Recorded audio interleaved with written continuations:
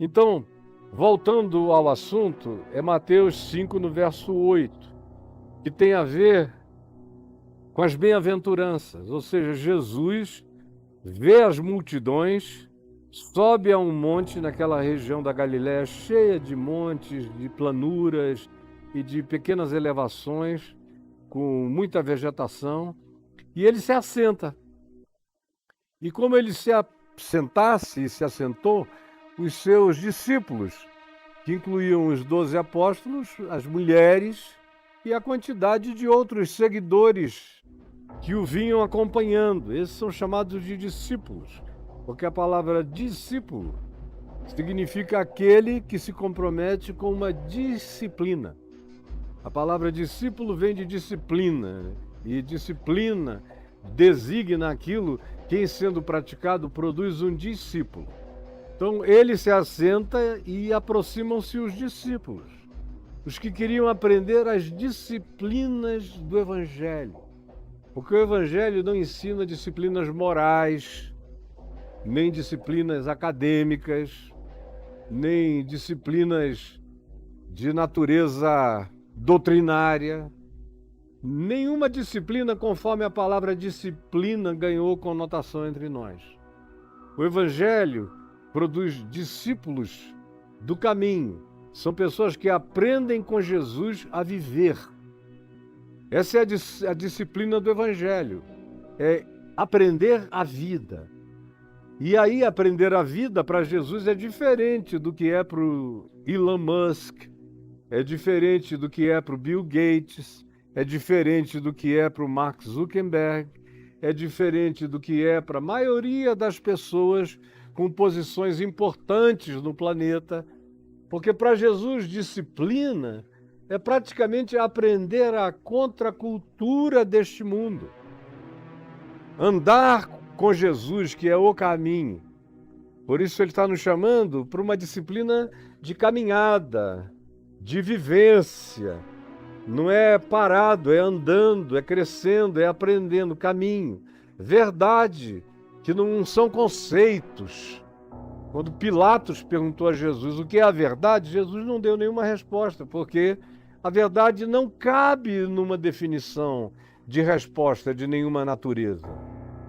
Jesus ficou olhando para Pilatos, dizendo: olha bem para mim, eu sou o caminho, a verdade. Se você olhando para mim não souber o que é verdade, me observando, me aprendendo, não souber o que é verdade, não é com Sócrates, nem com Platão, nem com Zenão, nem com Epicuro, nem com ninguém que você vai aprender. É aqui comigo e é com a prática. É no caminho, é vivendo que a gente aprende o significado da verdade. E é vivendo a verdade no caminho cotidiano de todos nós que a gente aprende o verdadeiro significado de vida, segundo Jesus. Não de existência segundo o mundo, mas de vida. Existência, todo mundo tem. Vida, muito pouca gente tem. É por isso que o apóstolo Paulo diz em Efésios 2 que ele nos deu vida estando nós mortos. Nós existíamos sem vida, com toda a funcionalidade, com capacidade de ganhar o Nobel, de ganhar prêmios científicos, de desenvolver formulações de vários níveis, mas espiritualmente morto. Pode ser um gênio, mas espiritualmente morto. Pode ter uma inteligência brutal, mas espiritualmente sem sabedoria, porque esteja morto. Como Jesus chamando um dia um homem, e Jesus não chamou muita gente o seguiu, e ele consentiu. Mas agora, chega um dia em que ele vê um indivíduo que o interessa, e ele diz: vem comigo. Aí o cara olha para ele e diz: Senhor, deixa-me primeiro sepultar meu pai. Não é que o pai estivesse em casa morto e ele estivesse pedindo 24 horas, 3 dias para os funerais e para o sepultamento, não. O pai estava vivo, só estava velho. E o cara disse, olha, enquanto meu pai viver, eu vou ficar aqui em casa com ele. Não vou te seguir. Mas no dia que meu pai morrer, eu prometo que eu procuro você. Aí Jesus disse a esse homem, deixa os mortos sepultarem os seus próprios mortos. Deixa os existentes mortos sepultarem os existentes mortos. Quanto a ti, vem e me segue, porque eu sou o caminho, a verdade e a vida. É me seguindo que tu vais aprender o significado de vida com Deus, para Deus e em Deus. Isso precisa ser repetido e recorrentemente repetido, porque todo dia o volume inteiro de catequese religiosa é para fazer a gente esquecer esse significado e trocar a mensagem de Jesus pelas doutrinações e pelas catequeses religiosas que não nos ensinam a viver, nos ensinam apenas a sermos existentemente, religiosamente mortos. São existências religiosas e espiritualmente mortas.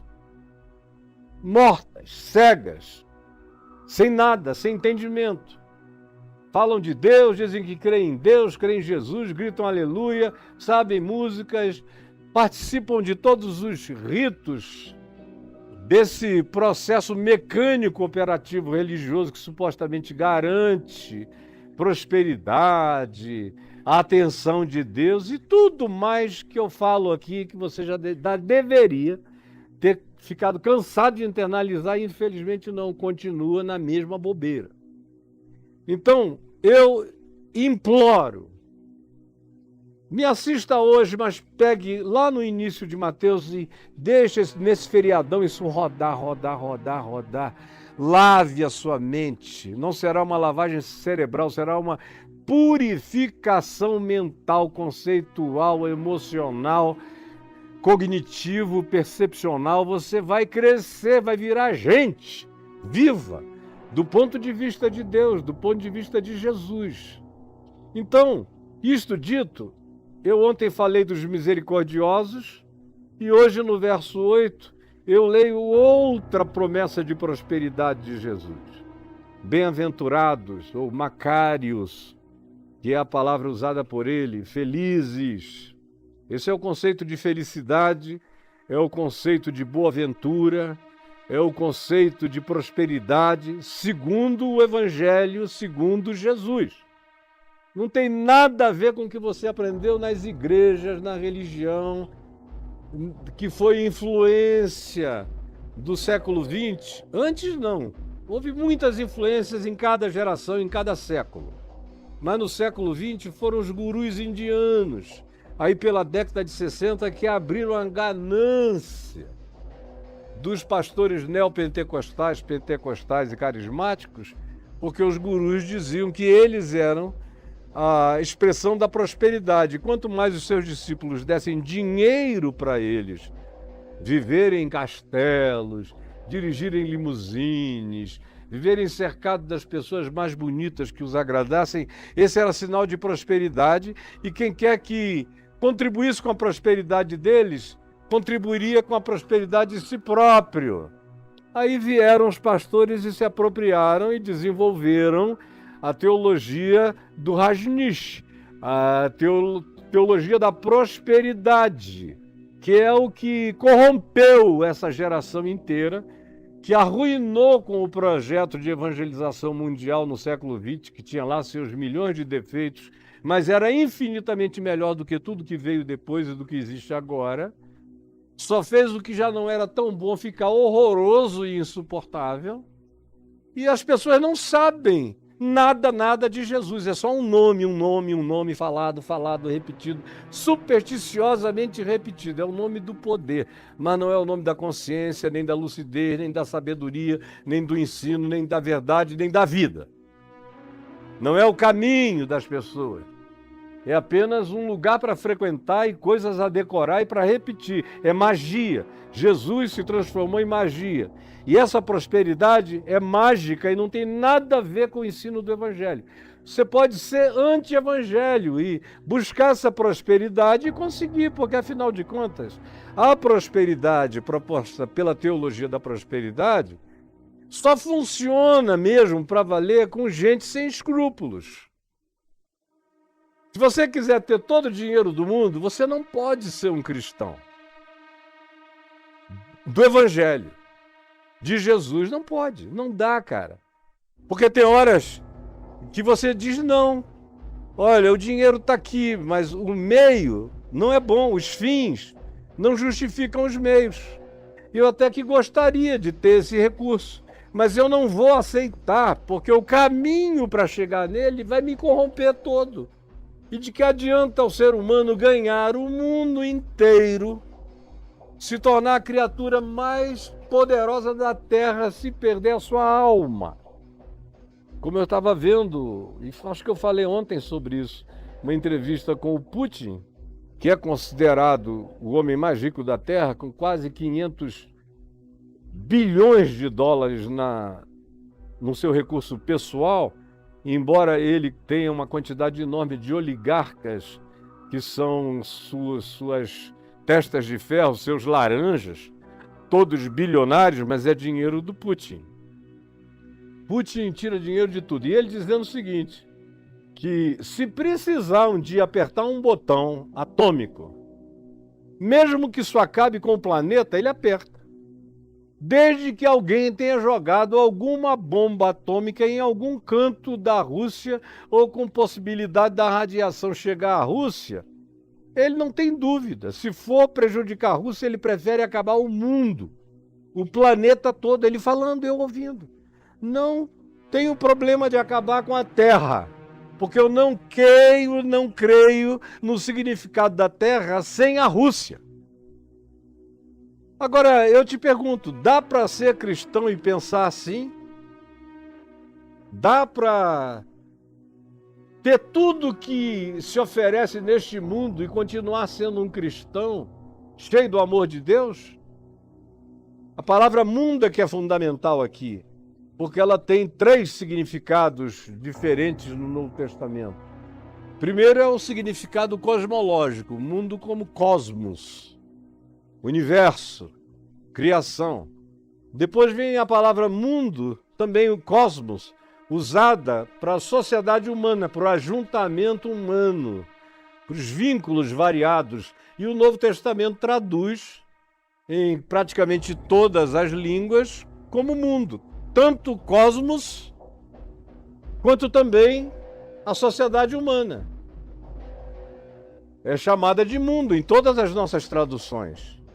E também o mundo como sistema. É a terceira perspectiva, sistema de egoísmo, de autocentralização, de amelhamento de recursos para si mesmo, não importando as consequências de empobrecimento do próximo e da terra. Mundo, conforme sistema que privilegia poucos e empobrece bilhões. Mundo. E aí, o Novo Testamento diz que Deus ama o cosmos que Ele criou. Por isso eu devo amar o cosmos que Ele criou. Devo aprender o cosmos, estudar o cosmos. Devo abrir os olhos, olhar e orar de olho aberto. Devo contemplar os céus que proclamam a glória de Deus. Devo estudar a criação, porque ela é a Bíblia natural da glória de Deus. Por isso se diz que toda a terra está cheia da sua glória. Cosmos, mundo, cosmos. Segundo, mundo, sociedade humana. Eu tenho que amar o mundo, sociedade humana, porque Deus amou o mundo, sociedade humana, de tal maneira que deu o seu Filho, para que todo aquele que nele crê no mundo tenha vida eterna. Agora, o apóstolo João diz que eu devo odiar o mundo. Bom, se eu devo amar o cosmos, porque Deus o criou, se eu devo amar a sociedade humana, porque Cristo se entregou por toda a sociedade humana, por todos os seres humanos, como é que eu vou odiar o que eu sou instado a amar? É porque se está falando de uma terceira categoria de mundo, que não é para amar. E aí o apóstolo João diz que se alguém amar essa terceira categoria, que é o sistema, que é o mundo de privilégios, que é o mundo da glória dos predadores, que é o mundo que coroa quem tem mais, quem pode mais e quem não tem escrúpulos, que é o mundo que chama de otário aquele que preserva seu próprio coração e glorifica todo aquele que olha para o lado e diz: primeiro eu. O mundo que João diz que não é para amar, que não é para ser objeto de nenhum desejo de absorção da minha parte, é esse que Satanás oferece a Jesus. Você lembra lá da terceira tentação que a gente viu aqui durante dias e dias e dias em Mateus 4? Como a terceira tentação é essa? Ergue Jesus e mostra-lhe todos os poderes deste mundo. Não do primeiro mundo, não é o cosmos, não o segundo mundo, a sociedade humana, mas o poder de todos os reis, de todas as políticas, de todos os tesouros, de todas as milícias, de todos os exércitos, de todas as realidades de controle, de dominação, de chantagem, de opressão, de intimidação, de pânico, de pavor, conforme o mundo é, com suas guerras, com suas ganâncias, com seus valores dessignificados de qualquer coisa que se pareça com a vida segundo Deus. Esse aí, João disse: se alguém amar esse mundo, o amor do Pai não está nele, o amor do Pai não está nele, o amor do Pai não está nele, entendeu? Não está em você. Não está na sua igreja, não está no seu pastor. Vocês só amam o mundo que é para odiar. O mundo que não é para amar é o que vocês amam. É a prosperidade do mundo que Jesus não aceitou. Quando o diabo ofereceu a ele: eu te darei toda essa prosperidade se prostrado me adorares. E Jesus disse: arreda, Satanás. Somente ao Senhor teu Deus adorarás, somente a ele darás culto. É justamente o que você quer. É o que ensinam lá na sua igreja, que é a prosperidade segundo Deus. São as barganhas que ensinaram a você, que você pratica todo dia, querendo todos os poderes deste mundo enquanto perde a sua alma, porque não tem bom. Não tem ninguém que consiga conciliar as duas coisas, porque Jesus disse: é inconciliável. Lembra? Quando Jesus disse: não é possível servir a dois senhores. Não é. Não é possível servir a Deus e às riquezas. Não é. A gente vai ver logo adiante. Não é. Mas você acha que é, seu pastor acha que é, sua igreja acha que dá. E você entrou nessa. E está morrendo. É por isso que você é tão infeliz, ansioso, angustiado, aflito, temeroso, ou arrogante, ou completamente tomado por sentimentos predatórios, animalescos. Você é tão esquisito, é tão desafeiçoado, está ficando um ser tão embrutecido, não sabe por que depois que você se converteu à religião do cristianismo, você ficou tão pior do que você era antes, quando você era um chamado incrédulo. Agora você é horrível, cara. Insuportável. Insuportável, mas você não soma um com um, não tem ligação, não há nenhuma relação neural entre o evangelho e você, não há nenhuma relação espiritual entre o que Jesus ensinou e o que você chama de minha prática de fé e de religião. Nada a ver. Aí você diz: e o que isso tem a ver com o verso 8?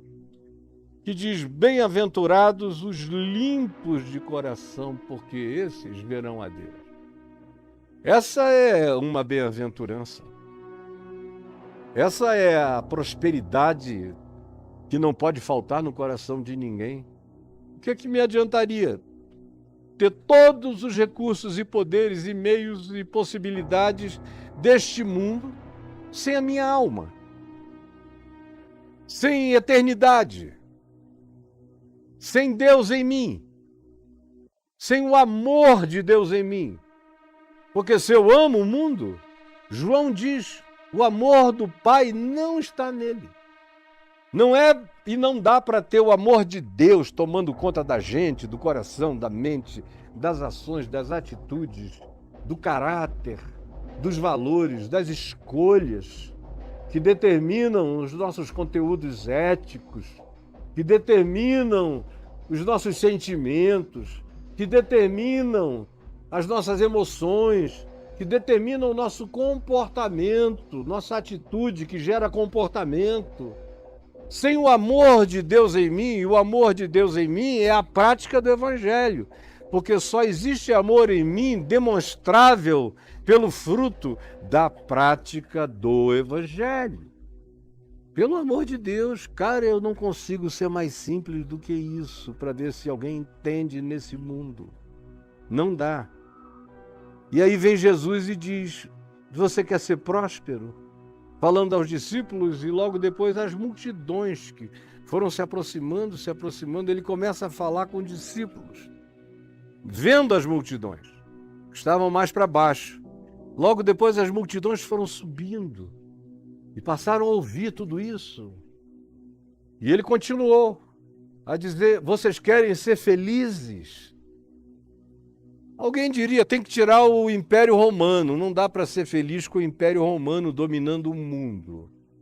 Para Jesus, o Império Romano estava ali, mas ele passava batido, como se nem existisse. Jesus nunca puxou um assunto sobre César, o imperador, o Kaiser. Ele respondeu. Respondeu quando vieram provocá-lo com aquela história da moeda. E ele olhou, sabendo do que era uma armação, e disse, escuta, de quem é a cara impressa nessa moeda? Aí eles disseram, é do imperador César. Aí ele disse, então dai a César o que é de César e dai a Deus o que é de Deus. Virou de costas e foi embora. Isso não era um tema para ele, não tinha nada a ver. E não era uma discussão. E para ele também não era um impedimento para nenhuma forma de verdadeira felicidade na experiência de Deus no ser. Dava para ser feliz apesar de César, apesar dos romanos, apesar de qualquer potestade, de qualquer poder humano ou de qualquer principado ou potestade espiritual, dava para praticar isso tudo sendo pobre, sendo remediado, sendo rico, como aconteceu, por exemplo, com Mateus, que era o cara mais rico da Galileia. É o que se diz. O coletor de impostos, Mateus, a quem se atribui esse evangelho, que eu estou expondo, era o maioral dos publicanos da Galileia. Portanto, era um dos homens mais ricos de Israel. E do norte de Israel, com certeza. E Jesus chamou o cara e o cara lá deixou tudo e veio.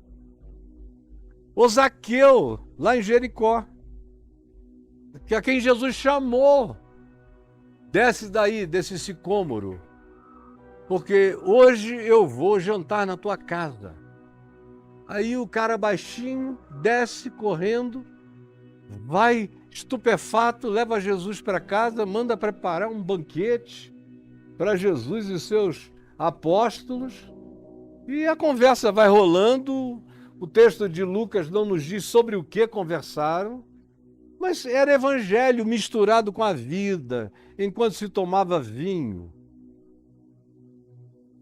Porque em qualquer ocasião, numa casa em Israel, se fosse uma casa minimamente capacitada a oferecer sem faltar alimento, se bebia mais vinho do que água. As águas não eram tão potáveis, não eram tão boas, os vinhos eram muito mais seguros. É por isso também que o apóstolo Paulo diz a Timóteo, você anda doente demais, Timóteo. Eles viajavam muito. Não fica bebendo essa água da estrada, das fontes, por onde você passa, porque nem todas estão boas para serem consumidas. É melhor você beber vinho, por causa das tuas frequentes enfermidades. Você está adoecendo demais, era provavelmente muita diarreia, muito problema no trato intestinal. E Paulo diz, o vinho vai te fazer mais bem. Pois bem, na casa de Zaqueu, eles estão ali comendo, bebendo, quando de repente dentre tudo que Zaqueu já tinha ouvido Jesus dizer e também na casa dele, ele se põe em pé e diz: Senhor. Aí todo mundo para ver o carinha que estava se agigantando, aquele homem pequenininho. Estava se agigantando, estava entrando para a história do céu, da terra e de todas as dimensões. Senhor, resolvo dar metade dos meus bens aos pobres. É preciso ser muito corajoso e cheio de fé. E é preciso que alguma coisa radical, visceral, tenha mexido com as entranhas da consciência do indivíduo. Para que ele, sendo rico, como era o caso de Zaqueu, que era o mais rico da cidade dele, e diz: eu decido dar metade, para os pobres. E se em alguma coisa eu defraudei alguém, qualquer pessoa, eu vou restituir 4 vezes mais. 4 vezes mais. O que dava para ele a certeza de que ele tinha cometido muitos erros, mas que ele não era um cara que só tinha roubado, ele também tinha trabalhado. Ele tinha feito alguma coisa, porque já dava metade para os pobres e agora se dispunha, se tivesse defraudado alguém, restituir 4 vezes mais, é porque ele também sabia que tinha feito coisas erradas, mas elas não eram exatamente as coisas erradas que se generalizariam a tal ponto que ele empobreceria de vez. Mas o fato é que, sendo ou não sendo, ele estava disposto a qualquer coisa para não perder a prosperidade verdadeira. O galardão que Jesus prometia e que só cabe no coração, que não é de baús de felicidade, só cabe no coração, aqui em mim.